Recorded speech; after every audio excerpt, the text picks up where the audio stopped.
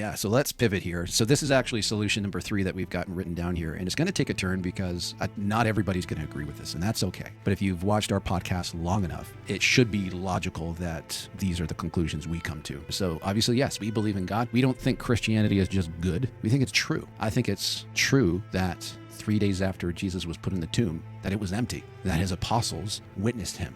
And according to Paul, 500 witnesses. Historically, it would make sense because you see this eruption of Christianity in the first century. It's year 2025, 2025 years after Christ. This guy had an impact, despite other messianic movements before Jesus and after Jesus, where they would rise up and they would gain a following, but then the leader would be crucified or put in jail and the movement would die. But for some reason, Christianity didn't, and it revolutionized the world. It completely took over empires, like the Roman Empire. It had to envelop it because it couldn't snuff it out. And we talk about the positives all the time, like that side of the coin. But if this is true, there's an opposite side of the coin. There's darkness. There's the enemy of God, which we think is the demonic side of things. A lot of these issues that we're facing, especially in Sarnia, I think there's a demonic element that we're trying to medicate, that we're trying to enforce laws on, and we're standing there wondering why nothing's working.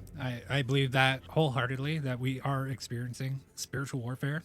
Each and every one of us is born with a hole in our hearts that only God can fill. You have two paths in life. You could either fill that hole with God, or you can fill it with things of the world. And your wants and desires of the world, they're empty. They mean nothing. What I will make clear is I don't think this is every case. I think there are legitimate cases where we should medicate people and we should treat it in ways that we can.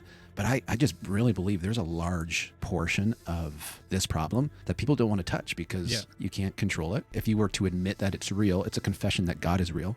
Right? And so people don't want to go that route. It can't be explained by science. We should be encouraging Christians, people of faith, to walk the streets, pray for people, speak the name of Jesus over these individuals that have allowed demons to take possession of them. And there is a difference between being oppressed by a demon and being possessed by a demon. Demonic oppression is things that are of an outside nature. It would be similar to what Eve experienced in the Garden of Eden. So it wasn't an internal force inside of her, it was an external one. Demonic possession, where you just lose all out control of your functions.